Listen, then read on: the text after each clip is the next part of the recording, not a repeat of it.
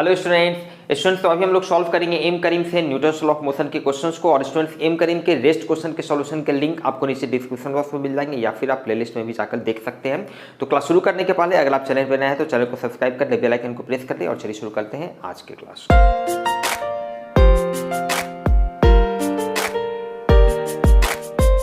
Student question number 1 कह रहा है a block of mass 15 kilogram is moving with a constant velocity of 4 metre पर second, then calculate the force on the block. ध्यान दीजिएगा, situation कुछ इस तरह का है कि कोई ब्लॉक जिसका मास जो है, मास उसका कैपिटल एम से अगर रिप्रेजेंट करते हैं तो इसका वैल्यू 15 किलोग्राम दिया हुआ है और ये कांस्टेंट स्पीड, कांस्टेंट वेलोसिटी, अगर डायरेक्शन भी कांस्टेंट है तो कांस्टेंट वेलोसिटी कह सकते हैं। कितना कांस्टेंट वेलोसिटी है? 4 मीटर पर सेकेंड के स्पीड से ये मूव कर रहा है। तो पूछा जा रहा है कि भाई इस पर कितना फोर्स लग रहा है। ऑब्वियसली आप इसको थ्योरेटिकली भी समझ सकते हैं, ये कांस्टेंट स्पीड से मूव कर रहा है, इसके वेलोसिटी में कोई चेंजेस नहीं हो रहा है। स्पीड भी, मैग्नीट्यूड भी सेम है, डायरेक्शन भी सेम है, मतलब वेलोसिटी कांस्टेंट है। जब वेलोसिटी कांस्टेंट है इसका मतलब एक्सेलरेशन जीरो है। जब कोई एक्सेलरेशन में मूव ही नहीं कर रहा है इसका मतलब पक्का बात है कि इस पर कोई फोर्स नहीं लग रहा होगा, क्योंकि अगर इस पर फोर्स लगेगा तो इसका एक्सेलरेशन चेंज होगा। Acceleration will have certain value, acceleration का कुछ वैल्यू होगा, लेकिन यहाँ पर एक्सेलरेशन जीरो है, इसका मतलब फोर्स जीरो हो गया। दूसरा, आप इसको mathematically Newton second law N2L के हिसाब से भी आप समझ सकते हैं। न्यूटन सेकेंड लॉ का क्या फॉर्मूला होता है? F = ma, फोर्स = मास इंटू एक्सेलरेशन। अब यहाँ पर भाई पूछा जा रहा है कि कितना फोर्स लग रहा है, तो भाई मास इसका 15 किलोग्राम है, एक्सेलरेशन जीरो, चूंकि कांस्टेंट वेलोसिटी से मूव कर रहा है, इसका मतलब फोर्स इस पर जीरो न्यूटन का लग रहा है। क्लियर है? क्वेश्चन नंबर 2 क्या कह रहा है student? In the above question, if the block gets an acceleration of 3 metre पर second square, then calculate the force। अब इसी क्वेश्चन में कहा जा रहा है कि अब सपोज कीजिए कि अब अगर ये ब्लॉक जो है 3 मीटर पर सेकेंड स्क्वायर, ध्यान दीजिएगा ये हम लिख रहे हैं क्वेश्चन नंबर 2 के लिए, ये फिगर में हम दिखा रहे हैं 3 मीटर पर सेकेंड स्क्वायर एक्सेलरेशन से अब ये मूव कर रहा है, तब इस पर कितना फोर्स लग रहा है। तब इस पर हम कैसे फोर्स निकालेंगे? F = ma, मास तो इसका फिक्स है भाई 15 किलोग्राम। 15 कितना एक्सेलरेशन से मूव कर रहा है? 3 मीटर पर सेकेंड स्क्वायर, मतलब 3, ये हो गया 45 वाट न्यूटन, 45 न्यूटन का। इसका मतलब है कि इस पर फोर्स लग रहा है और फोर्स के कारण ही इसको 3 मीटर पर सेकेंड स्क्वायर का एक्सेलरेशन मिला हुआ और इतना एक्सेलरेशन से ये मूव कर रहा है। क्लियर है? Question number 3, a body of mass 16 kilogram start from rest. अच्छा, 2-3 लाइन का क्वेश्चन है, थोड़ा सा जो दिया हुआ है उसको लिखते चलते, बार बार क्वेश्चन पढ़ने का जरूरत ना पड़े, ठीक है। A body of mass 16 kilogram, चलिए कोई बॉडी जिसका मास जो है 16 किलोग्राम मास दिया हुआ है, स्टार्ट फ्रॉम रेस्ट, ध्यान दीजिएगा इनिशियल वेलोसिटी मतलब u, जिसको नॉर्मली हम लोग रिप्रेजेंट करते हैं, जीरो है। It acquires a velocity of 100 metre पर सेकेंड, और इसको सर्टेन टाइम के बाद, सर्टेन डिस्टेंस के बाद आगे देखेंगे क्या दिया हुआ है, इसका वेलोसिटी हो जाता है 100 मीटर पर second after it has travelled a distance of 200 metre. 200 metre displacement के बाद, 200 मीटर चलने के बाद, मतलब एस का वैल्यू दिया हुआ है 200 metre. Calculate the average force exerted on the body, तो इस पर कितना फोर्स लगा एफ का वैल्यू हम लोगों को निकालना है। क्लियर बात है? चलिए ठीक है, कैसे सोचेंगे? How to think, this is important. भाई हम लोगों को फोकस करना है कि निकालना क्या है, तो फोर्स का वैल्यू निकालना है। फोर्स का जैसे ही वैल्यू निकालना है, मास का वैल्यू हम लोगों को दिया हुआ है, मास दिया हुआ है, इसका मतलब डायरेक्टली ही आपका ध्यान जाना चाहिए इस रिलेशन पे, F = ma, क्योंकि फोर्स निकालना है, मास का वैल्यू दिया हुआ है, तो सिंपल अगर एनी हाउ हम लोग एक्सेलरेशन अगर निकाल रहे, फोर्स का वैल्यू निकाल लेंगे। अब एक्सेलरेशन हम लोग निकालेंगे कैसे भाई? तो इनिशियल वेलोसिटी दिया हुआ है, फाइनल वेलोसिटी दिया हुआ है, डिस्प्लेसमेंट दिया हुआ है, तो हमारे पास रिलेशन है v² = u² + 2as। एक्सेलरेशन में मूव कर रहा है इसलिए प्लस वाला साइन, कंफ्यूजन नहीं होना चाहिए, क्योंकि तभी तो इसका इनिशियल स्पीड कम था, बाद में स्पीड बढ़ा है, इसका मतलब पॉजिटिव एक्सेलरेशन से मूव कर रहा है, कहीं कोई कंफ्यूजन नहीं होना चाहिए। अब यहाँ से ध्यान दीजिए, यहाँ से u आपका जीरो है, u जीरो है, मतलब ये हो गया सिंपल, ये जीरो तो जीरो, ये टर्म हट गया 2as, तो यहाँ से ध्यान दीजिए एक्सेलरेशन का वैल्यू कितना हो गया? v² / 2s, ठीक है। v का वैल्यू कितना है? 100 मीटर पर सेकेंड, v² है मतलब 100 × 100, और नीचे में कितना हो गया? 2 × डिस्प्लेसमेंट कितना है, कितना दूर चलने के बाद इसका वेलोसिटी हुआ था इतना 100, 200 मीटर चलने के बाद। अब यहाँ से देखिए, इसको सिंपली सॉल्व कर देते हैं ना, ये तो 2 जीरो गया, ये 2 2 4, मतलब 100/4, 100/4 का मतलब क्या हो गया? 25 वाट, 25 मीटर पर सेकेंड स्क्वायर, ध्यान दीजिएगा। क्लियर है? 25 मीटर पर सेकेंड स्क्वायर का एक्सेलरेशन से इसका मतलब है कि ये बॉडी मूव किया था। क्लियर है? तो अब हम लोगों को भाई फोर्स निकालना है, तो मास पता है 16 किलोग्राम, मास हो गया 16 और ये एक्सेलरेशन कितना हो गया? 25। इसको सॉल्व करेंगे तो ये कितना हो जाएगा? ये 250 50 और 25 छक्का 150, मतलब ये हो जाएगा 400 न्यूटन। फाइनली इसको आप सॉल्व करके देख लीजिएगा, 400 Newton is your answer. Question number 4 student इसी से रिलेटेड है। देखिए क्वेश्चन क्या कह रहा है, इन द अबव क्वेश्चन, इसी क्वेश्चन में, in what time it will acquire the velocity of 100 metre पर सेकेंड। अच्छा मतलब ठीक है, ये वेलोसिटी तो आपको दिया हुआ है 100 मीटर पर सेकेंड, तो अभी इस वाले पार्ट में दिया हुआ था कि भाई 200 मीटर चलने के बाद इसका वेलोसिटी 100 मीटर पर सेकेंड हुआ। अब नेक्स्ट क्वेश्चन में पूछ रहा है कि ये बताइए कि कितने देर के बाद, कितना चलने के बाद नहीं, ये तो आपको दिया हुआ है, कितने देर के बाद इसका वेलोसिटी इतना हुआ है। तो अगेन सिंपल सा, ये तो इसमें कुछ नया नहीं है, यहाँ पे न्यूटन्स लॉ ऑफ मोशन वाला 100 मीटर पर सेकेंड। अब ध्यान दीजिए एक्सेलरेशन का भी वैल्यू हम लोग निकाल चुके हैं, 25 मीटर पर सेकेंड स्क्वायर, सब हम लोगों को पता है, तो टाइम नहीं निकल जाएगा। हमारे पास रिलेशन क्या है, v equals to u plus 80, सबसे बेसिक कैनामेटिकल इक्वेशन। अब यहाँ से ध्यान दीजिए, v का वैल्यू आपको 100 दिया हुआ है, u इनिशियल स्पीड 0 था, प्लस एक्सेलरेशन, कितना एक्सेलरेशन, इतना एक्सेलरेशन से चला, इंटू t, टाइम का वैल्यू यहाँ से निकल जाएगा, और टाइम का वैल्यू कितना हो जाएगा 100 डिवाइडेड बाई 25, मतलब this is your 4 second is your answer. Clear है। मूव करते हैं नेक्स्ट क्वेश्चन, क्वेश्चन नंबर 5 की तरफ। स्टूडेंट क्वेश्चन नंबर 5 कर रहा है, there is a block of mass 40 kilogram और फोर्स ऑफ 60 न्यूटन। चलिए जो भी है लिखते चलते हैं। मास दिया हुआ है कितना, 40 किलोग्राम, एक ब्लॉक है जिसका मास 40 किलोग्राम दिया हुआ है, और फोर्स ऑफ 60 न्यूटन, मतलब F का वैल्यू दिया हुआ है 60 newton, is applied upon it, calculate the time in which it the block will acquire a velocity of 30 metre पर सेकेंड। कितने टाइम के बाद इसका वेलोसिटी जो है 30 मीटर पर सेकेंड हो जाएगा। मतलब सिचुएशन कुछ इस तरह का है स्टूडेंट कि कोई ब्लॉक है जिसका मास आपको 40 किलोग्राम है, उस पर हम लोग क्या करते हैं, सपोज इस डायरेक्शन में फोर्स लगाते हैं, कितना फोर्स, 60 न्यूटन का, कुछ देर तक हम इस पर फोर्स लगाए हुए रहते हैं। चलिए ठीक है, जिसके चलते क्या होगा, ऑब्वियसली होगा क्या, एक्चुअल में इस फोर्स के चलते क्या होगा, इसको सर्टेन एक्सेलरेशन मिलेगा। एक्सेलरेशन कहने का मतलब चेंज इन वेलोसिटी, एक्सेलरेशन के चलते ही वेलोसिटी में चेंज होता है। शुरू में क्या था, ये रेस्ट में था, इसका इनिशियल वेलोसिटी 0 था, रेस्ट में था। जैसे ही हम इस पर फोर्स लगाए, उस फोर्स के चलते इसको एक्सेलरेशन मिला, एक्सेलरेशन मिला मतलब इसका वेलोसिटी चेंज होगा। शुरू में जो कि 0 था, अब ये बढ़ना शुरू होगा, क्योंकि इस डायरेक्शन में फोर्स है, इसी डायरेक्शन में एक्सेलरेशन, इस डायरेक्शन में मूव करना शुरू करेगा, मतलब उस डायरेक्शन में उसका स्पीड बढ़ना शुरू करेगा। स्पीड बढ़ते गया और कुछ टाइम के बाद इसका स्पीड जो है कितना हो गया, 30 मीटर पर सेकेंड हो गया।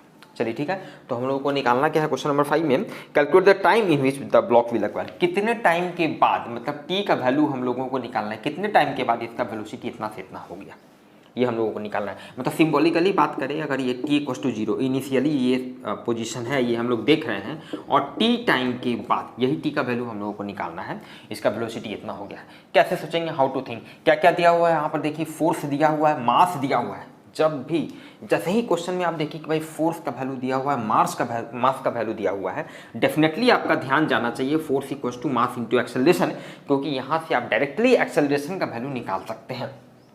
एक्सेलरेशन यहाँ से देखिए, एक्सेलरेशन क्या हो जाएगा, F इक्वल्स टू m। अच्छा, एक्सेलरेशन निकालने से कोई फायदा होगा, फायदा होगा। ध्यान दीजिए, इनिशियल वेलोसिटी पता है, फाइनल वेलोसिटी पता है, टाइम निकालना है, तो अगर एक्सेलरेशन हमको निकल जाएगा तो v equals to u plus 80 से डायरेक्ट हम टाइम का वैल्यू निकाल देंगे। इस तरह से सोच लिए इतना, तो एक्सेलरेशन का वैल्यू हम लोग निकाल लेते हैं। एक्सेलरेशन कितना हो गया, फोर्स हो गया 60 और मास कितना हो गया 46/4, मतलब 3/2 मीटर पर सेकेंड स्क्वायर। इतना एक्सेलरेशन से ये मूव किया है थ्रू आउट, 3/2 मीटर पर सेकेंड स्क्वायर। क्लियर है। चलिए अब हम लोग क्या करते हैं, नाउ हम लोगों को टाइम का वैल्यू निकालना है। इनिशियल वेलोसिटी पता है, u v और a पता है, तो हम लोग डायरेक्टली ये kinematical equation v equals to u plus 80 use कर सकते हैं, क्योंकि कांस्टेंट एक्सेलरेशन से मूव कर रहा है। तो यहाँ से अब देखते हैं v कितना है हम लोगों को 30 मीटर पर सेकेंड, u कितना है 0 है, एक्सेलरेशन कितना है 3/2 और टाइम का वैल्यू हम लोगों को निकालना है, तो इसलिए टाइम का वैल्यू यहाँ से देखिए, ये तो 0 हो गया, मतलब ये सिंपली इस तरफ जो टर्म हो गया 3/2 क्रॉस मल्टीप्लिकेशन 30 इंटू 2/3, मतलब ये हो जाएगा 20 second is your answer. 20 second के बाद, क्लियर है ना, तो इसमें 60/30, हाँ 20 सेकेंड के बाद क्या होगा, इसका वेलोसिटी इतना हुआ है, इज योर आंसर। क्लियर है। नेक्स्ट क्वेश्चन देखते हैं, क्वेश्चन नंबर 6 को क्या कह रहा है, a spring balance is kept horizontally, its two ends are pulled by a force of 5 kilogram, then what will be its reading. Student इस question को ऑलरेडी हम लोग इसी बार में सॉल्व कर चुके हैं और बहुत ही अच्छा क्वेश्चन था वहाँ पर, और इनफैक्ट उसका सॉल्यूशन का लिंक आपको नीचे डिस्क्रिप्शन बॉक्स में हम दे देंगे, और वहाँ पर जाकर इसलिए भी देखिए क्योंकि वहाँ पर इसी क्वेश्चन को 2-3 तरीके से घुमा कर दिया हुआ है कि अगर जैसे यहाँ पर तो है कि दोनों एंड को, स्प्रिंग के दोनों एंड में हम सेम मास 5 किलोग्राम को अटैच कर दिया, अगर अलग अलग मास अटैच करेंगे तब उसका क्या रीडिंग हुआ, तो वहाँ पर डिटेल आप जाके देख सकते हैं, लिंक आपको हम नीचे दे देंगे। मूव करते हैं क्वेश्चन नंबर 7 की तरफ। क्वेश्चन नंबर 7 स्टूडेंट क्या कह रहा है, A body of mass 10 gram is moving with a constant velocity of 4 centimetre पर सेकेंड। एक बॉडी जिसका मास कितना दिया हुआ है, 10 ग्राम मास दिया हुआ है और कितने स्पीड से मूव कर रहा है, is moving with a velocity of 4 centimetre पर सेकेंड। 4 सेंटीमीटर पर सेकेंड के कांस्टेंट वेलोसिटी से मूव कर रहा है on a frictionless table, calculate the force on the table. ध्यान दीजिएगा, मतलब सिचुएशन कुछ इस तरह का है कि कोई ब्लॉक जो है ये कांस्टेंट वेलोसिटी 4 सेंटीमीटर पर सेकेंड के वेलोसिटी से मूव कर रहा है, तो पूछ रहा है calculate the force on the table. ये जिस टेबल पे रखा हुआ है इस टेबल पर कितना फोर्स लग रहा है। ध्यान दीजिए, अब इस टेबल पे चूंकि ये कांस्टेंट वेलोसिटी से हॉरिजॉन्टल डायरेक्शन में ऐसे मान ले मूव कर रहा है, कांस्टेंट वेलोसिटी से मूव कर रहा है, इसका मतलब है इसका कोई एक्सेलरेशन नहीं है। इसका मतलब है ना तो ये इसका मतलब है कि टेबल जो है इस पर हॉरिजॉन्टल डायरेक्शन में कोई फोर्स नहीं लगा रहा है। पक्का बात है, टेबल जो है इस पर ब्लॉक पे हॉरिजॉन्टल डायरेक्शन में कोई फोर्स नहीं लगा रहा है। क्यों नहीं लगा रहा है, क्योंकि अगर ये इस पर फोर्स लगाता तो ये कांस्टेंट वेलोसिटी से हॉरिजॉन्टल डायरेक्शन में मूव नहीं करता। पक्का बात है, इसका मतलब टेबल इस पर हॉरिजॉन्टल डायरेक्शन में कोई फोर्स नहीं लगाया है, तो according to Newton's third law ये भी टेबल पे हॉरिजॉन्टल डायरेक्शन में कोई फोर्स नहीं लगा रहा होगा। पक्का बात है। चलिए अब ये तो हम समझ गए, तो अब देखते हैं वर्टिकल डायरेक्शन में, तो वर्टिकल डायरेक्शन में तो फोर्स लगा रहा होगा, जाहिर सा बात है, ये इसका वेट, यही इसका वेट, इतना जो वैल्यू का वेट है जो कि mg होता है, इतना वैल्यू का वेट जो फोर्स जो है ये ब्लॉक जो है टेबल पर लगा रहा होगा, यही एकमात्र फोर्स होगा जो टेबल पर लग रहा होगा और इसी का वैल्यू हम लोगों को निकालना है। तो इसका मास कितना दिया हुआ है, 10 ग्राम दिया हुआ है। ध्यान दीजिएगा, यहाँ पर सीजीएस सिस्टम वगैरह में सारा यूज हो रहा है। अच्छा, और जी, अब जी का वैल्यू कितना होता है स्टूडेंट, 9.8 मीटर पर सेकेंड स्क्वायर। नॉर्मली हम लोग याद करते हैं, लेकिन सीजीएस सिस्टम में ये 10 ग्राम में यूज किए हैं, तो इसको हम लोग क्या करते हैं, सेंटीमीटर पर सेकेंड स्क्वायर में कन्वर्ट कर लेते हैं। तो 9.8 इंटू 100 इतना जब करेंगे तो ये क्या हो जाएगा, सेंटीमीटर पर सेकेंड स्क्वायर। क्लियर है, मतलब कि जी का वैल्यू हो जाएगा 980 सेंटीमीटर पर सेकेंड स्क्वायर। इतना जी का वैल्यू हम लोग को निकल गया। तो यहाँ पर सिंपली हम लोग क्या करेंगे, 980 और इतना जब करेंगे तो ये सीजीएस सिस्टम में हम लोग फोर्स का वैल्यू निकाल रहे हैं, जो इसका वेट है यही इतनी वैल्यू का फोर्स ये टेबल पे लगा रहा है, इतना क्या हो जाएगा, डाइन हो जाएगा। ये ऐसा क्यों इतना कर रहे हैं हम लोग, क्योंकि आंसर डाइन में दिया हुआ है। अब देख लें कि भाई आंसर डाइन में दिया हुआ है तो आंसर मिलाने के लिए हम लोग इसको इतना कर रहे हैं। अदरवाइज अगर आंसर न्यूटन में दिया हुआ रहता तो हम लोग सिंपली क्या करते, यहाँ पर जी का वैल्यू 9.8 ले लेते, कोई दिक्कत नहीं था, और मास को हम लोग ग्राम को किलोग्राम में कन्वर्ट कर लेते। लेकिन चूंकि आंसर दिया हुआ है डाइन में, इसलिए हम लोग इतना किए हैं और इसको सॉल्व करेंगे, then this will become 9800 dyne is your answer.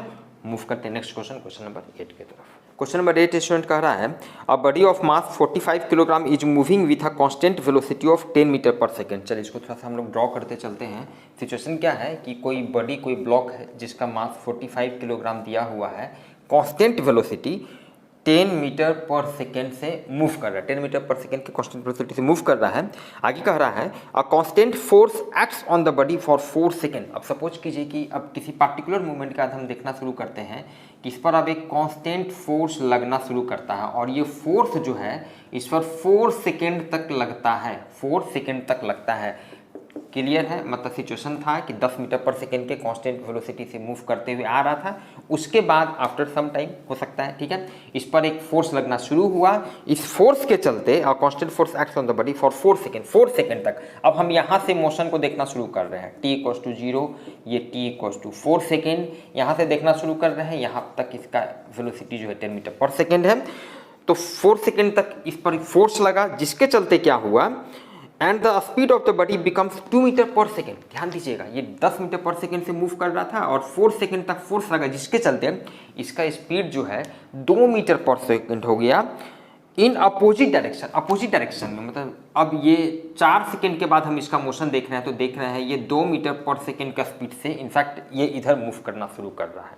इसका मतलब है कि फोर्स पक्का बात है इस पर जो है इस डायरेक्शन में लगा होगा, अपोजिट डायरेक्शन में। कोई आदमी जो है इसको इस तरह से अपोजिट डायरेक्शन में खींचना शुरू किया होगा, क्लियर है। जिसके चलते क्या होगा, फोर्स इस डायरेक्शन में, जिसके चलते इस पर एक्सेलरेशन इस डायरेक्शन में आया होगा। इसका मतलब है कि चूंकि सर्टेन स्पीड से जा रहा था, अचानक तो स्पीड जीरो नहीं होगा, इसका स्पीड धीरे धीरे घटना शुरू हुआ होगा। बीच में कहीं इसका स्पीड जीरो हुआ होगा, लेकिन चूंकि कंटिन्यू इस पर फोर्स लग रहा है, एक्सेलरेशन इसी डायरेक्शन में है, तो उसके चलते क्या हुआ होगा, धीरे धीरे फिर इसका स्पीड जो है अब अपोजिट डायरेक्शन में बढ़ना शुरू हुआ होगा।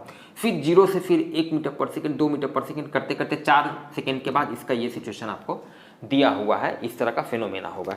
तो हम लोगों से क्या पूछ रहा है, calculate the acceleration produced, acceleration कितना प्रोड्यूस हुआ ये हम लोगों को निकालना है। जाहिर सा बात है एक्सेलरेशन का वैल्यू नेगेटिव होगा, ये तो आप समझ रहे हैं चूंकि रिटार्डेशन में चल रहा है, क्लियर है। चलिए अब हम लोग समझते हैं कैसे निकालेंगे। तो क्या क्या हम लोगों को दिया हुआ है, अच्छा मास इसका दिया हुआ है, ध्यान दीजिएगा, फोर्स, मास और टाइम हम लोगों को दिया हुआ है, ठीक है। इनिशियल आपको वेलोसिटी दिया हुआ है 10 मीटर पर सेकेंड, फाइनल वेलोसिटी ध्यान दीजिएगा 2 मीटर पर सेकेंड अपोजिट डायरेक्शन में, तो इसको हम लोग माइनस ले लेंगे। ध्यान दीजिएगा टाइम का वैल्यू हम लोगों को 4 सेकेंड दिया हुआ है, एक्सेलरेशन का वैल्यू हम लोगों को निकालना है, तो इसमें कुछ F equals to mass into acceleration वाला का जरूरत नहीं है, क्लियर है। यहाँ से ध्यान दीजिए हम लोग के पास रिलेशन है V equals to u plus AT, बहुत आसानी से यहाँ से निकाल लेंगे। V का वैल्यू -2, अच्छा यहाँ पर एक कन्फ्यूजन होता है स्टूडेंट्स को, अभी क्लियर करते हैं, पहले इसको देख लीजिए। V इक्वल्स टू -2 हो गया, U इनिशियल वेलोसिटी कितना हो गया 10 हो गया, प्लस एक्सेलरेशन कितना, एक्सेलरेशन हम लोगों को निकालना है, टाइम का वैल्यू 4 हो गया, और यहाँ से देखिए ये 10 इधर गया तो -12 हो गया, A इक्वल्स टू हो गया -12/4, मतलब -3 मीटर पर second square is your answer, clear है। चलिए अब यहाँ पर कंफ्यूजन कभी कभी साइन कन्वेंशन को लेकर हो जाता है बहुत बारे स्टूडेंट्स को, कि भाई कहाँ पर हम लोग प्लस ले रहे हैं, फिर यहाँ पर हम लोग माइनस ले लिए, एक्सेलरेशन का यहाँ पर प्लस लेके माइनस ले, इस तरह का कंफ्यूजन होता है। जब भी इस तरह का कहीं भी कंफ्यूजन हो, आप सिंपल यूनिट वेक्टर का कंसेप्ट यूज कर सकते हैं, कहीं कोई गलती भी नहीं होगा, कन्फ्यूजन भी नहीं होगा। जैसे सपोज कीजिए कि हम लोगों ने भाई यहाँ से ऑरिजिन है और इस डायरेक्शन में हम लोग पॉजिटिव एक्स एक्सिस मान रहे हैं, पॉजिटिव एक्स एक्सिस मान रहे हैं। अब चलिए हम लोग लिखते चलते हैं, इनिशियल स्पीड कितना है 10 मीटर पर सेकेंड, तो इनिशियल वेलोसिटी u को हम लोग लिखेंगे, u वेक्टर कितना होगा, इसका मैग्नीट्यूड और इसका डायरेक्शन, इस डायरेक्शन में यूनिट वेक्टर कितना है i, तो 10i। इनिशियल वेलोसिटी u को हम लोग वेक्टर फॉर्म में लिख लिए हैं, कंसेप्ट शुड बी क्लियर। देखिए अगर आपका सिंपली टारगेट सिर्फ और सिर्फ बोर्ड एग्जाम्स में मार्क्स हासिल करना है तो इतना आप समझ रहे हैं, दैट्स वेरी इनफ। लेकिन अगर आपका टारगेट नीट या जेई का है तो आपका कंसेप्ट क्लियर होना चाहिए, इस मेथड को भी समझिए, कहीं गलती होने की चांसेस नहीं रहेगी, क्वेश्चन को कितना भी घुमाया जाएगा। इनिशियल वेलोसिटी इतना है, ध्यान दीजिएगा। फाइनल वेलोसिटी हम लोग लिखते हैं, जिसको नॉर्मली हम लोग भी से रिप्रेजेंट करते हैं। वेलोसिटी जब वेक्टर क्वांटिटी तो वेक्टर फॉर्म में लिख रहे हैं, फाइनल वेलोसिटी तो किसी भी वेक्टर को लिख सकते हैं, उसका मैग्नीट्यूड कितना है फाइनल वेलोसिटी का 2, और उसके डायरेक्शन में यूनिट वेक्टर, ये चूंकि अपोजिट डायरेक्शन में, तो इस डायरेक्शन में यूनिट वेक्टर कितना हो गया -i, क्लियर है, मतलब ये हो गया -2i। ओके चलिए अब हमारे पास इन जनरल रिलेशन है v equals to u plus AT, vector form में देखिए लिख दिया, क्लियर है। चलिए अब हम लोग यहाँ से लिखते चलते हैं, v का वैल्यू है -2i, u का वैल्यू है 10i, ठीक है, प्लस एक्सेलरेशन का वैल्यू हम लोगों को निकालना है, और time is a scalar quantity जिसका वैल्यू आपको 4 सेकेंड दिया हुआ है। कोई कंफ्यूजन नहीं।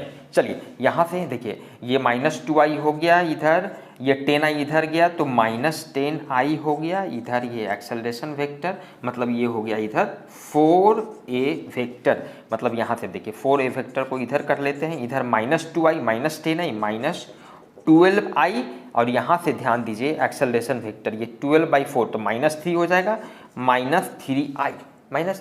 अब ध्यान दीजिए यहाँ से और भी बहुत ही क्लियर है कि एक्सेलरेशन का क्या डायरेक्शन है, ये 3 हो गया, और इनफैक्ट इसका डायरेक्शन हो गया -i।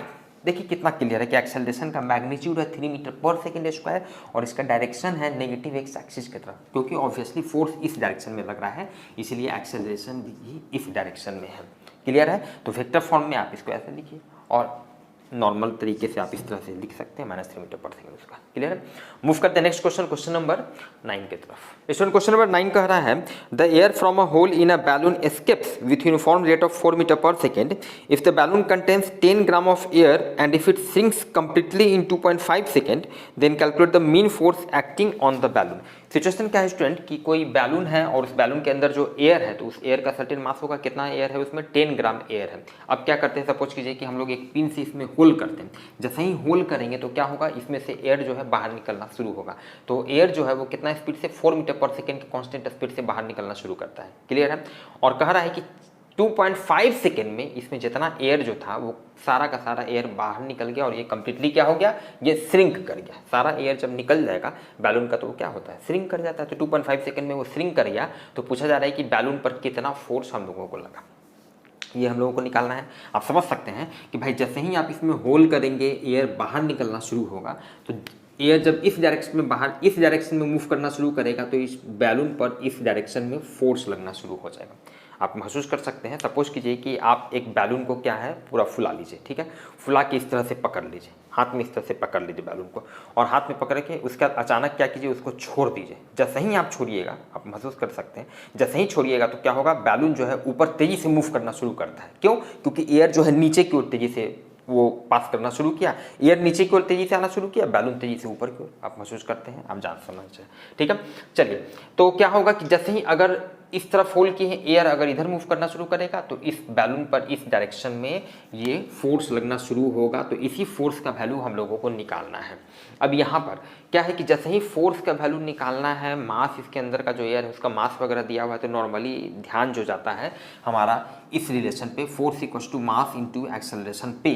लेकिन हम ये फॉर्मूला डायरेक्टली यूज नहीं कर सकते हैं। क्यों नहीं कर सकते हैं? क्योंकि हमेशा याद रखिए न्यूटन सेकेंड लॉ का ये फॉर्मूला आप तभी यूज कर सकते हैं जब मास कांस्टेंट हो। यहाँ पे मास कांस्टेंट होना चाहिए, तभी आप यूज कर सकते हैं। लेकिन यहाँ पर ध्यान दीजिए, इस बैलून पर जो हम लोगों को फोर्स निकालना है, तो बैलून का मास, बैलून का टोटल जो मास है वो कंजर्व नहीं है, फिक्स नहीं है। क्योंकि जैसे जैसे इससे एयर निकल रहा है बैलून का मास जो है वो कम होते जा रहा है, कम होते जा रहा है, पक्का है। तो मतलब मास इसका फिक्स नहीं है। जब मास फिक्स नहीं है बैलून का तो हम डायरेक्टली ये फॉर्मूला यूज नहीं कर सकते हैं। मतलब हम लोगों को जनरल फॉर्मूला फोर्स का यूज करना पड़ेगा, and that is what, force equals to क्या होता है, rate of change of linear momentum.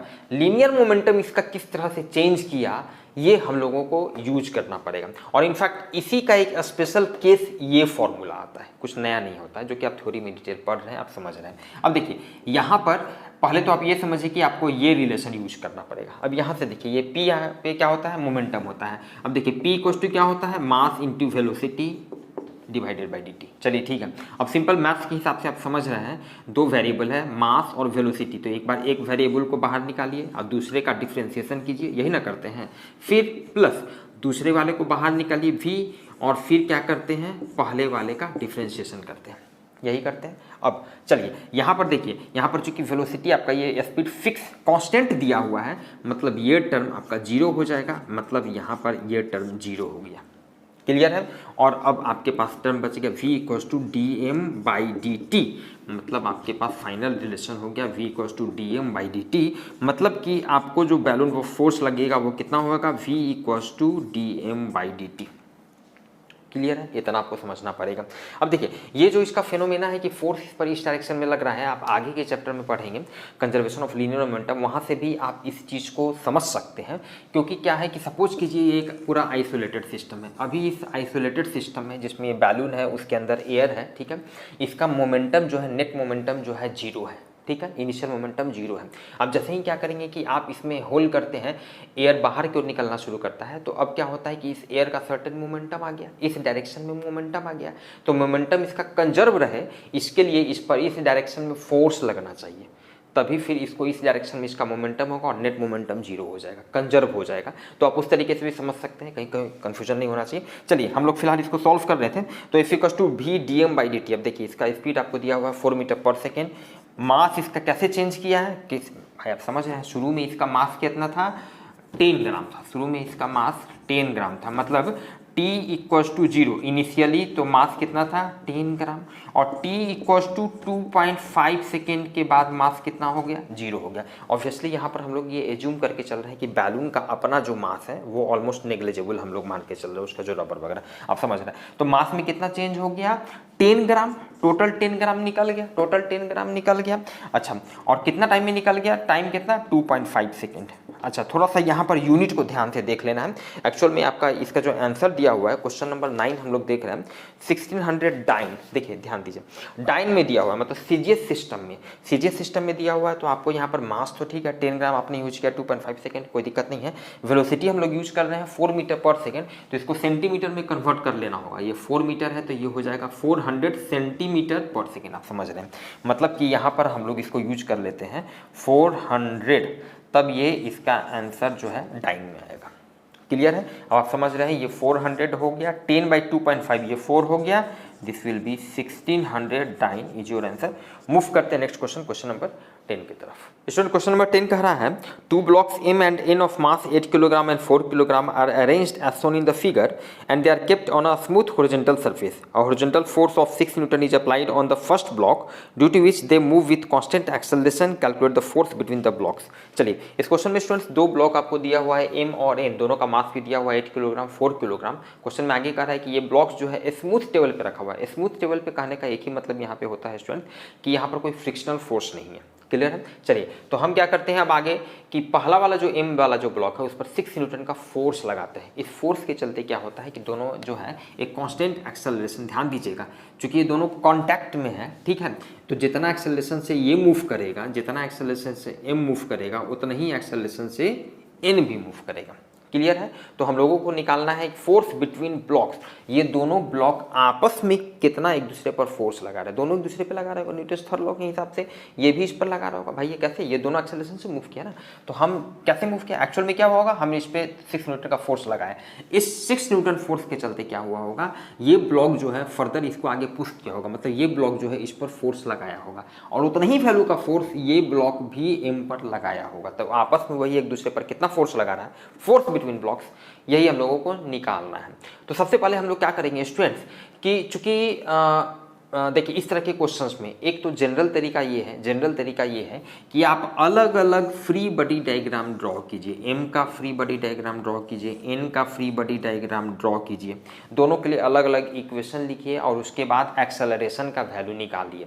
वो लंबा तरीका अभी हम डिस्कस नहीं करने जा रहे हैं फिलहाल। अभी यहाँ पे हमेशा याद रखिए इस तरह के क्वेश्चंस में आप एक्सेलरेशन का डायरेक्ट वैल्यू निकाल सकते हैं। डायरेक्ट वैल्यू चूंकि दोनों का एक्सेलरेशन कांस्टेंट है तो आप इस दोनों बॉडी को एक बॉडी मान लीजिए, एक ब्लॉक मान लीजिए, और जिसका मास कितना हो जाएगा 8 किलोग्राम प्लस 4 किलोग्राम, मतलब टोटल मास हो जाएगा 12 किलोग्राम। ध्यान दीजिए इस तरह के सिचुएशन में हम लोग सीधे एक्सेलरेशन का वैल्यू निकाल देंगे।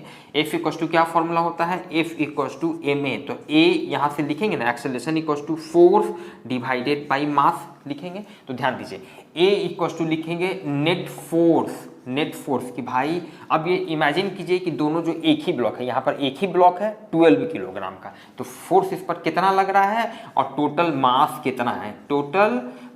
कितना है, अब नेट फोर्स भाई देखिए एक ही ब्लॉक है उस पर फोर्स कितना लग रहा है 6 न्यूटन का, और टोटल मास कितना है उसका 8 + 4 मतलब 6/12 मतलब 1/2 मीटर पर सेकेंड स्क्वायर। क्लियर है, तो वो जो ब्लॉक है वो 1/2 मीटर पर सेकेंड स्क्वायर एक्सेलरेशन से मूव कर रहा है, या फिर कहें कि भाई अब ये भी ½ मीटर पर सेकेंड स्क्वायर, ये भी ½ मीटर पर सेकेंड स्क्वायर एक्सेलरेशन से मूव कर रहा है। थोड़ी सी परेशानी हो सकती है कुछ स्टूडेंट्स को अगर आप जनरल ट्रेडिशनल तरीके से इस तरह के क्वेश्चंस को सॉल्व कर रहे हैं, जहां पर आप दोनों का अलग अलग फ्री बॉडी डायग्राम ड्रॉ करते हैं। देखिए हम थोड़ा सा डिस्कस कर ही देते हैं। 6 न्यूटन का फोर्स इस पर लगा है, ये इस पर फोर्स लगाया, ये N है ना, ये M है, ठीक है। ये सपोज कीजिए इस पर स्मॉल f वैल्यू का फोर्स लगाया, यही f का वैल्यू निकालना है, तो इतना ही वैल्यू का ये N भी इस पर लगाया होगा स्मॉल f वैल्यू का, ठीक है। तो अब ध्यान दीजिए ये पहले वाले के, अच्छा ये भी a एक्सेलरेशन से मूव कर रहा है, ये भी a एक्सेलरेशन से मूव कर रहा है, इसका मास है 8 kg और इसका मास है 4 kg। क्लियर है, तो ध्यान दीजिएगा हम पहले वाले इससे रिलेशन लिखेंगे, ये कितना 6 नेट फोर्स इस डायरेक्शन में 6 - f इक्वल्स टू इसका मास 8 a एक्सेलरेशन से मूव कर रहा है, net force equal to mass into acceleration. फिर इसके लिए हम लोग रिलेशन लिखेंगे नेट फोर्स, इस पर नेट फोर्स एक ही फोर्स लग रहा है F इक्वल टू इसका मास 4 और इसका एक्सेलरेशन A। तो ये दोनों रिलेशन को आप जब सॉल्व करेंगे तो यहाँ से भी आपका एक्सेलरेशन का यही वैल्यू आएगा, हाफ मीटर पर सेकेंड स्क्वायर। ये हम समझाना चाह रहे हैं। क्लियर है? चलिए, हम लोगों ने एक्सेलरेशन का वैल्यू निकाल लिया, हम लोगों को अब निकालना है F का वैल्यू, स्मॉल f का वैल्यू को, कितना इंटरनल फोर्स लग रहा है। अब आप क्या कीजिए कि ये तो आप एक्सेलरेशन के लिए हम दोनों का फ्री बॉडी डायग्राम ड्रॉ किए, लेकिन इतना करने के बाद अब आपको इंटरनल फोर्स का वैल्यू निकालना, तो किसी एक का फ्री बॉडी डायग्राम ड्रॉ कर लीजिए और वहां से निकाल दीजिए। देखिए यहाँ से बहुत आसानी से हम निकाल देंगे। यहाँ से हम लिख सकते हैं, इस पर नेट फोर्स इस डायरेक्शन में लग रहा है F और इसका मास 4 और एक्सेलरेशन है A। तो यहाँ से force equals to acceleration half, मतलब 2 newton is your answer. Internal दोनों एक दूसरे पर 2 न्यूटन का फोर्स लग रहा है। अब या तो यहाँ से सॉल्व करके देख लीजिए, हम 2-3 तरीके से बार बार क्वेश्चंस को समझाना चाह रहे हैं ताकि आपका कंसेप्ट बिल्कुल क्लियर हो। आप किसी भी तरीके से बढ़िए, सब है ले दे के एक ही तरीका है, अलग अलग तरीके से बताया जा रहा है।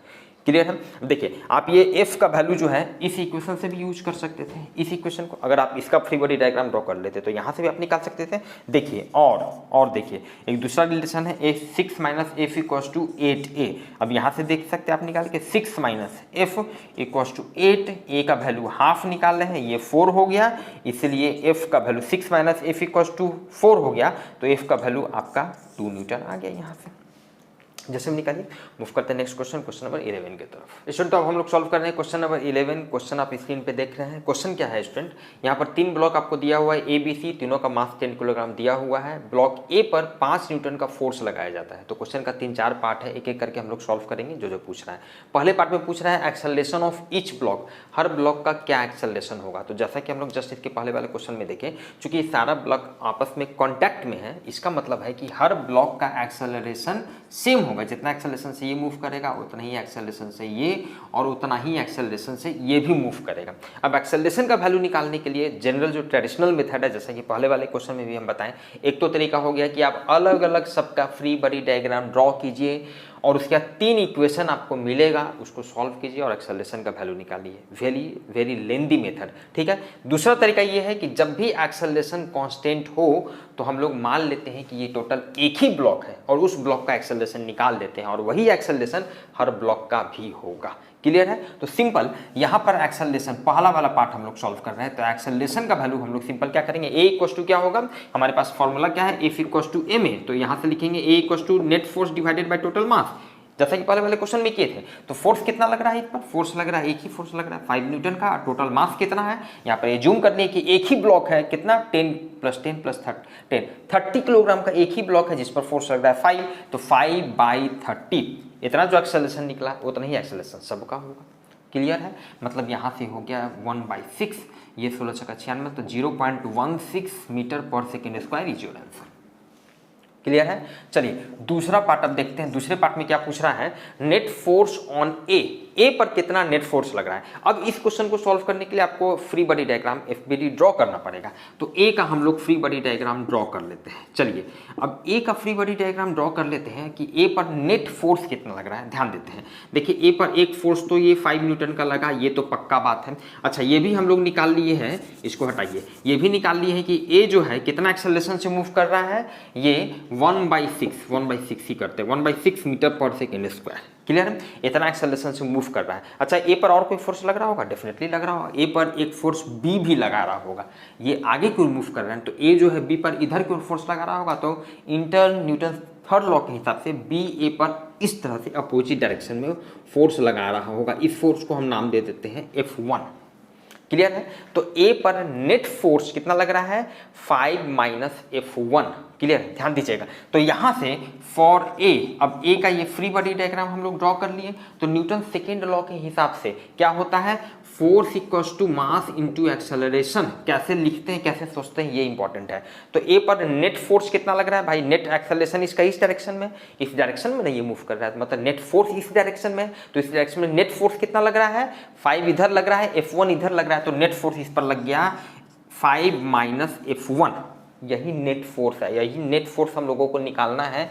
और ये कितना है, मास इंटू एक्सेलरेशन। मास कितना है इसका, 10 ग्राम, 10 इंटू एक्सेलरेशन है 1/6। तो इसका आंसर हो जाएगा 10 10/6, 10/6 मतलब ये 5/3 मतलब ये 1.66 मीटर पर second square is your answer. ध्यान दीजिएगा, नेट फोर्स पूछा जा रहा है, इसलिए हम लोग सीधे 5 - F1 का यही नेट फोर्स है, ये नेट फोर्स है, इसका वैल्यू हम लोग निकाल दिए। क्लियर है? ठीक है, चलिए नेक्स्ट क्वेश्चन में पूछ रहा है force between A and B. देखिए ये करने का एक फायदा भी हो गया, नेक्स्ट स्टेप में आपको इसका सीधा बेनिफिट मिल गया कि ए और बी के बीच में कितना फोर्स लग रहा है। तो ए और बी के बीच में यही F1 तो फोर्स लग रहा है। तो अब देखिए अगेन इस रिलेशन को यूज कर लेते हैं। 5 - F1 का वैल्यू हम लोगों को कितना निकला, 5/3, ये 5/3 हम लोग लिख देते हैं। क्लियर है? तो यहाँ से यही ना F1 ही ना है F और ए और बी के बीच का फोर्स, तो ये F1 इक्वल टू क्या हो जाएगा, F1 इधर गया तो 5 - 5/3, ये 15 में से 5 गया 10, 10/3 मतलब ये 3.33 मीटर पर second square is your answer. Clear है? नेक्स्ट पार्ट क्या है क्वेश्चन, नेक्स्ट पार्ट 4 में force between B and C, B और सी के बीच में कितना फोर्स लग रहा है। अब देखिए इसका दो तरीका है, बी और सी के बीच में कितना फोर्स लग रहा है। तो इसके लिए या तो आप बी का फ्री बॉडी डायग्राम ड्रॉ कीजिए या सी का फ्री बॉडी डायग्राम ड्रॉ कीजिए। तो यहाँ पर सी का फ्री बॉडी डायग्राम से आप ज़्यादा आसानी से निकाल सकते हैं। क्यों? क्योंकि सी पर तो वही एक फोर्स लग रहा है, सी पर वही एक फोर्स लग रहा होगा जो बी इस पर लगा रहा होगा, और वही फोर्स बी और सी के बीच का हो गया, वही फोर्स का वैल्यू हम लोगों को निकालना है। तो हम लोग क्या करते हैं, F B D of F B D free body diagram of C, C का फ्री बॉडी डायग्राम थोड़ा सा हम लोग ड्रॉ कर लेते हैं। ये देखिए आपको हम सी दिखा रहे हैं, सी जिसका मास 10 किलोग्राम है, ये सी वाला ब्लॉक है और ये कितना एक्सेलरेशन से मूव कर रहा है ये हम लोग निकाल चुके हैं। 1/6 मीटर पर सेकेंड स्क्वायर एक्सेलरेशन से मूव कर रहा है। ये किस फोर्स के चलते हैं भाई, इस पे फोर्स लग रहा होगा ना, तभी तो उधर मूव कर रहा है। कौन सा? वही फोर्स जो बी इस पर लगा रहा है, और इस फोर्स को हम F2 मान लेते हैं। यही F2 का वैल्यू हम लोगों को निकालना है। क्लियर है? अब यहाँ से देखिए F2 सीधे हम लोग लिख सकते हैं, नेट फोर्स F2 का वैल्यू निकालना है इक्वल टू मास, इसका मास 10 है और नेट एक्सेलरेशन 1/6 है, मतलब कि ये 5/3 मतलब कि ये 1.18 मतलब 1.66 न्यूटन इज योर आंसर। अब यहाँ पे आपको खुद से करके देखना चाहिए, ये F2 का वैल्यू आप B का फ्री बॉडी डायग्राम ड्रॉ कीजिए और वहाँ से भी निकाल के देखिए कि F2 का वैल्यू सेम आता है कि नहीं, ऑब्वियसली आना चाहिए। नेक्स्ट क्वेश्चन हम लोग देखते हैं, क्वेश्चन नंबर 12 को। क्वेश्चन नंबर 12 स्टूडेंट आप स्क्रीन पे देख सकते हैं। क्वेश्चन क्या कर रहा है समझते हैं। देखिए यहाँ पर 3 ब्लॉक दिया हुआ है ए बी सी, तीनों का मास सेम है 0.6 किलोग्राम और तीनों सेम एक्सेलरेशन 4 मीटर पर सेकेंड स्क्वायर के वैल्यू से मूव कर रहा है। और साथ ही साथ यहाँ पर ए पर आपको दिया हुआ है कि एफ वैल्यू का एक फोर्स हम लगा रहा है। ये इतना सिचुएशन आपको क्वेश्चन में दिया हुआ है। स्मूथ टेबल है, मतलब आप समझ रहे हैं कि भाई क्या कहते हैं, यहाँ पर कोई फिक्शनल फोर्स वगैरह नहीं है। लाइट स्ट्रिंग क्वेश्चन में यूज किया गया है, तो लाइट स्ट्रिंग कहने का मतलब है कि ये जो रोप जो स्ट्रिंग आप यूज किए हैं इसका मास हम लोग नेग्लिजिबल मान रहे हैं। तो ये सब अंडरस्टूड आप समझ रहे हैं। तो हम लोगों को क्या क्या वैल्यू निकालना है, ये कितना वैल्यू का एफ जो वैल्यू जो फोर्स हम लगा रहे हैं एफ का वैल्यू निकालना है, और साथ ही साथ जो दो स्ट्रिंग है इस दोनों स्ट्रिंग में जो टेंशन जो फोर्स जो डेवलप हुआ है उसका वैल्यू हम लोगों को निकालना है। 3 चीज़ का वैल्यू निकालना है, एक एक करके देखते हैं। सबसे पहले देखिए बहुत आसानी से यहाँ पे आप सबसे पहले तो ये TBC ये जो टेंशन जो प्रोड्यूस हुआ है क्या हुआ एक्चुअल में क्या हुआ होगा समझिए कि जैसे ही आपने इस पर फोर्स लगाया तो ये जो स्ट्रिंग इससे जो बंधा हुआ था ये स्ट्रिंग ये चाहेगा कि अरे अभी तो हम बहुत आसानी से आराम से थे, अब इस फोर्स के चलते इसमें टेंशन प्रोड्यूस होगा और ये चाहेगा कि ब्लॉक उधर मत मूव करो, जैसे थे वैसे ही रहो, मतलब इसमें इस पर एक इस डायरेक्शन में टेंशन लगने लगेगा जिसको हम TAB कह रहे हैं। क्लियर है? और उतने ही वैल्यू का टेंशन इस डायरेक्शन में B पर लगेगा। क्लियर है? चलिए अब इस टेंशन के चलते फिर ये बी वाला मूव करना शुरू करेगा, वो उधर जाना चाहेगा, फिर ये वाला स्ट्रिंग चाहेगा कि अरे नहीं उधर मत जाओ भाई, जैसे थे वैसे ही रहो, जिसके चलते ये इस पर इस डायरेक्शन में फोर्स लगा देगा। मतलब कि इस डायरेक्शन में जो टेंशन फोर्स इस पर जो लगा इसका वैल्यू हो गया TBC और उतने ही वैल्यू का TBC टेंशन फोर्स जो है इस C वाले पर लग जाएगा, जिसके चलते क्या होगा फाइनली ये भी इधर मूव करना शुरू कर देगा और कुछ इस तरह का सिचुएशन कुछ फिनोमेना होगा। आप समझ रहे हैं? चलिए तो TBC का वैल्यू हम लोग बहुत आसानी से निकाल सकते हैं C के हिसाब से। फॉर C ध्यान दीजिएगा, C के लिए अगर हम लोग Newton second law of motion F = ma force = mass into acceleration अगर यूज करते हैं तो इस पर ध्यान दीजिए नेट फोर्स कितना लग रहा है, एक ही फोर्स लग रहा है TBC, तो फोर्स = मास इंटू एक्सेलरेशन। देखिए पहले फॉर्मूला लिखिए, फोर्स = मास इंटू एक्सेलरेशन, ये फॉर्मूला होता है। तो C के लिए हम लिख रहे हैं, C के लिए फोर्स इस पर कितना लग रहा है भाई, TBC यही फोर्स लग रहा है, इक्वल टू इसका मास कितना है 0.6 इंटू एक्सेलरेशन कितना है, एक्सेलरेशन 4 मीटर पर सेकंड स्क्वायर, यहाँ से TBC का वैल्यू निकल गया, इसीलिए TBC इक्वल टू 0.6 इंटू 4 मतलब ये हो गया 2.4 न्यूटन इज योर आंसर। चलिए एक टेंशन का तो वैल्यू निकला। अब दूसरा हम लोगों को निकालना है TAB का भी वैल्यू निकालना है। तो जाहिर सा बात आप समझ रहे हैं, TAB का वैल्यू या तो आप B के लिए आप इक्वेशन लिखिए या फिर A के लिए लिखिए, दोनों ही केस में आपको इक्वेशन लिखना पड़ेगा, क्योंकि F का भी वैल्यू निकालना है हम लोगों को। तो हम B वाले का लिखते हैं। अब ध्यान दीजिए, फॉर B अगेन, B के लिए, B के लिए क्या होगा, अगेन हमारे पास जनरल फॉर्मूला क्या है, F equal to mass into acceleration, मतलब F का मतलब क्या, नेट फोर्स जो उस पर लग रहा है उसका मास कितना है और कितना नेट एक्सेलरेशन से मूव कर रहा है। क्लियर है। अब B के लिए ध्यान दीजिए, ये सर्टेन एक्सेलरेशन इस डायरेक्शन से, इतना एक्सेलरेशन से मूव कर रहा है, मतलब इस पर नेट फोर्स इस डायरेक्शन में लग रहा है, पक्का बात है।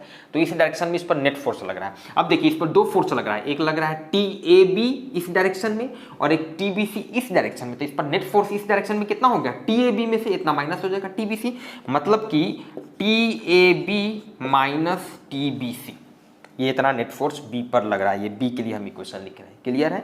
और इसका B का मास कितना है 0.6 इंटू इसका एक्सेलरेशन कितना है 4 मीटर पर सेकंड स्क्वायर एक्सेलरेशन से मूव कर रहा है। क्लियर है। अब यहाँ से देखिए TAB माइनस TBC का वैल्यू हम लोग निकाल चुके हैं, दिस इज 2.4 और ये 0.6 इंटू 4 ये भी हो गया 2.4, तो ये 2.4 इधर चला जाएगा, तो TAB का वैल्यू कितना हो जाएगा 2.4 प्लस 2.4 मतलब 4.8 न्यूटन इज योर आंसर। चलिए TAB का भी वैल्यू निकल गया। अब हम लोगों को निकालना है F का वैल्यू निकालना, फोर्स का वैल्यू निकालना है, जाहिर सा बात है। अब उसके लिए हम लोग A के लिए इक्वेशन लिखेंगे, force equal to mass into acceleration.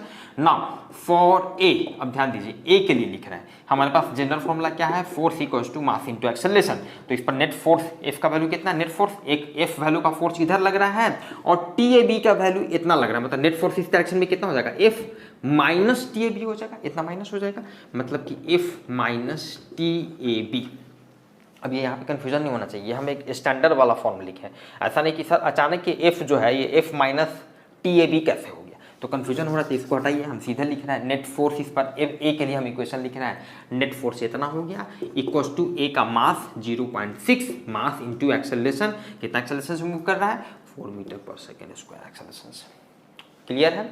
और यहाँ से ध्यान दीजिएगा ये आपका हो गया F माइनस TAB का वैल्यू हम लोग निकाल चुके हैं, TAB का वैल्यू है 4.8, तो ये हो गया 4.8, दिस इज 6 चक 24 मतलब ये हो गया 2.4, इसलिए F का वैल्यू कितना हो गया स्टूडेंट 8 4 12 4 2 6 1 7 मतलब 7.2 Newton is your answer. Move करते हैं नेक्स्ट क्वेश्चन, क्वेश्चन नंबर 13 की तरफ। क्वेश्चन नंबर 13 स्टूडेंट आप स्क्रीन पे देख सकते हैं, इस क्वेश्चन में कहा जा रहा है कि आपको एक ब्लॉक दिया गया है कैपिटल M और इस ब्लॉक के साथ एक रोप, एक रस्सी अटैच है जिसका मास है स्मॉल m। रस्सी के एक इन पर हम एक फोर्स F वैल्यू का लगाते हैं, तो पूछा जा रहा है कि ये रोप जो है इस ब्लॉक पर कितना वैल्यू का फोर्स लगाएगा। जाहिर सा बात है फोर्स तो लगाएगा ना। अब जैसे ही इसको खींचिएगा तो अभी ये ब्लॉक भी क्या करेगा, मूव करना शुरू करेगा। तो कैसे मूव करना शुरू किया, अभी तो ये रुका हुआ था, मूव करना कैसे शुरू किया, क्योंकि इसका मतलब है कि इसको सर्टेन एक्सेलरेशन इधर मिला, तभी तो इसका स्पीड चेंज हुआ।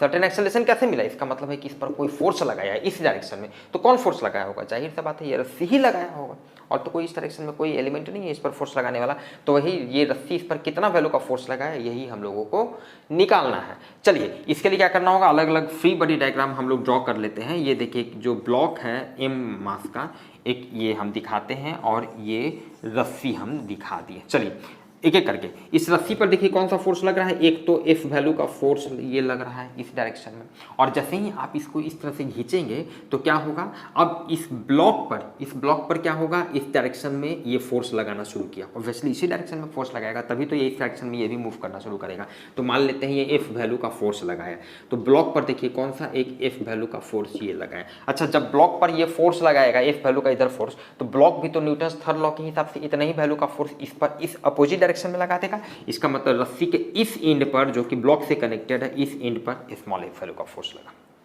क्लियर है। अच्छा और दोनों सेम एक्सेलरेशन से मूव करेगा, ये अगर a एक्सेलरेशन से तो ये भी a एक्सेलरेशन से मूव करेगा।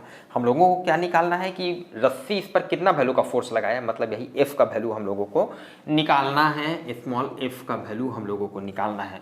सिंपल क्या है, यहाँ पर एक चीज़ पहले ध्यान दे देना, इस तरह के क्वेश्चन में आपको क्या क्या दिया हुआ है, कैपिटल M दिया हुआ है, स्मॉल m दिया हुआ है और कुछ दिया हुआ है।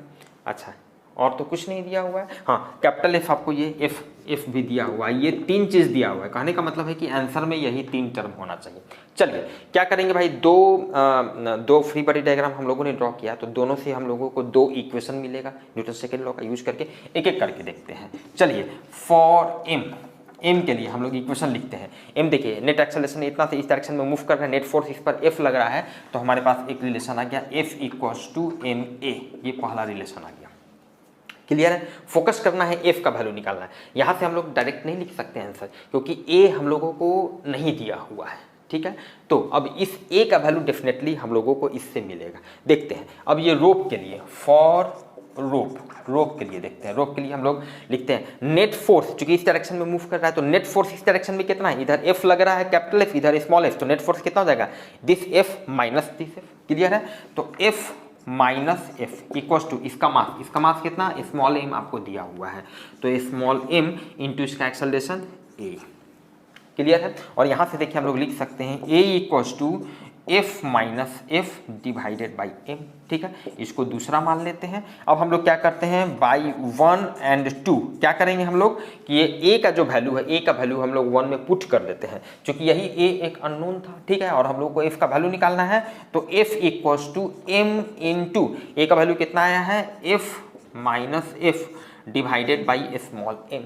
चलिए ठीक है, यहाँ से देखिए क्रॉस मल्टीप्लिकेशन कर देते हैं, M F equals to M F minus M F, और यहाँ से आप देख सकते हैं ये एफ वाला टर्म एक तरफ कर लेते हैं, तो M F plus M F मतलब F into capital M plus small M equals to ये एम एफ, ये वाला टर्म हो गया।